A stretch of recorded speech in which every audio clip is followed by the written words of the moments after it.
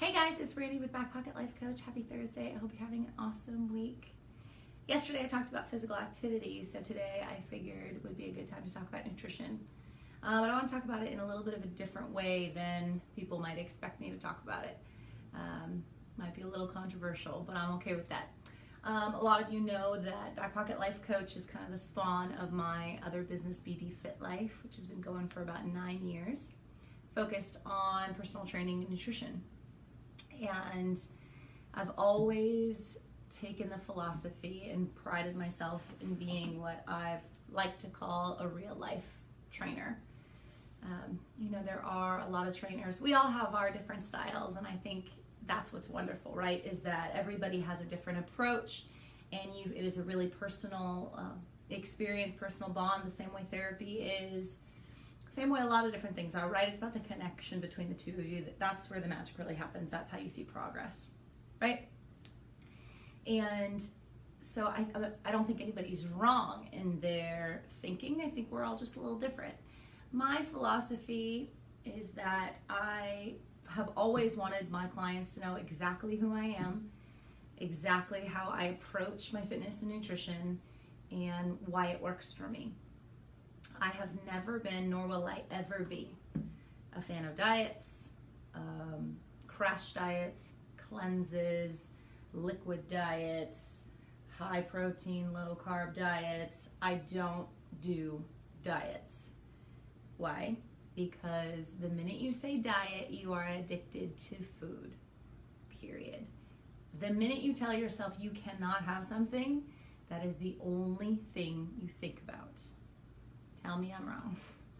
You're making your life hard, right? Let me back up. So part of the reason why I have this philosophy is because I had a lot of trainers in my life. I grew up as a dancer in LA. I had a lot of hard coaching. I was never thin enough. I was never whatever enough. And I had a lot of coaches telling me that. Then in college, I did some really hardcore training, and all I ate was protein shakes and egg whites and oatmeal, and I hated life. I hated it because food is such a pleasure for me. I have a culinary degree. I come from a huge Lebanese family. Food is everything. I love to eat. I love to cook. So I always sit there and go, my clients are training with me so hard. They are doing food journals. We are manipulating their diet. Why? Because they want to feel better, because they want to enjoy life more. So my question is always, okay, so do you love bread? Yes. Okay. So you plan on taking bread out of your life out of your diet for the rest of your life? Well, no. Okay. So what makes you think that taking bread out of your diet and putting it back in, when you put it back in, your body's not going to change again? It's impossible, right? So I've always said, let's figure out how to make it so that you can enjoy what you want, always in the right way, so that you're happy, so that you're enjoying, right? Life is about balance. What you'll notice about all of the fad diets, the keto diet is really popular. God forbid I say anything negative about the keto diet right now. Super popular right now, but so was Atkins years ago. So is paleo. So is this, so is that. That cabbage diet was popular for a while. Beef broth, super popular for a while. The thing about all of them is they fade because they're fads, right? You have to remember too that anytime a diet comes out like this, it is for the general population. You are not a general population. There's nobody. So does it fit for everybody? Heck no, it doesn't. But everybody picks up on it, and it might be completely wrong for you. Completely wrong for you. We also have to remember there's a difference. People don't recognize there's a difference between eating for wellness, eating for fitness.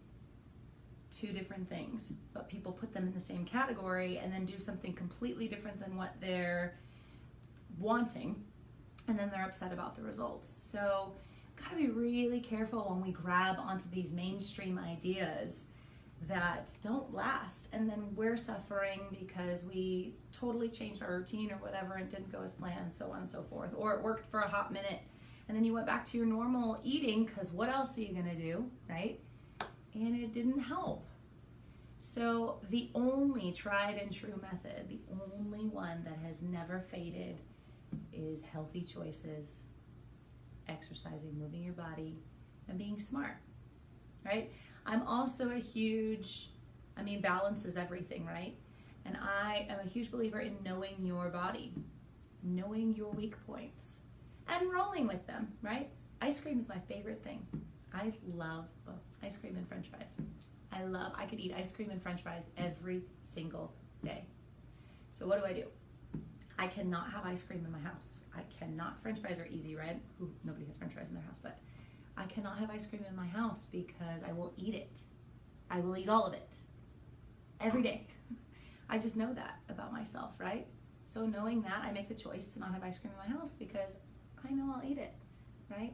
I also know that I hate going to a restaurant and having to order something healthy on the menu. And sometimes the healthy choice sounds great, but I want to order whatever I want to order in that moment. Sometimes it is a salad. Sometimes it is a nice piece of fish. Sometimes it is the best thing for my body, and sometimes it's a greasy burger. Sometimes it's a steak. Sometimes it's a lobster roll, like when I was in New Hampshire. It's when I'm on vacation, I want to eat and drink whatever I want, right? When I'm watching football, I want a beer. That's just, I want to live my life, right? So what's the point in all of it if you're not figuring out how to enjoy? If you're constantly depriving yourself of everything, you're not going to be happy anyway, right? So much about Back Pocket Life Coach. I want to be redefining and restructuring our brains around what really makes us happy, not what the media tells us. When I was doing that hardcore training, sure, I was the thinnest I've ever been, sure. And again, I wasn't happy. So what does it matter? Part of that too, right, is taking a good look at yourself and figuring out how to like yourself more, because guess what? There's something you're always going to want to change. You will always want to be more thin or more muscular, or have skinnier arms or skinnier thighs or a bigger butt, right? Or longer eyelashes or a smaller nose or bigger lips or whiter teeth. There it goes on and on and on, right? There will always be something.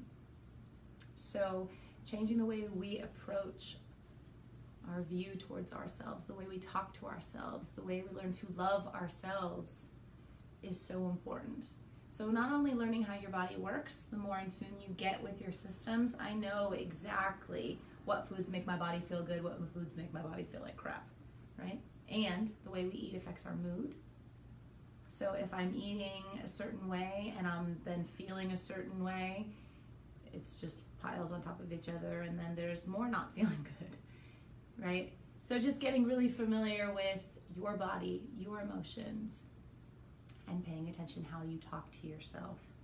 And really having a hard look, sitting down and saying, what's most important to me right now? If we're talking health concerns, sure, maybe losing some weight is of utmost importance because we are talking about your health and wellness, absolutely.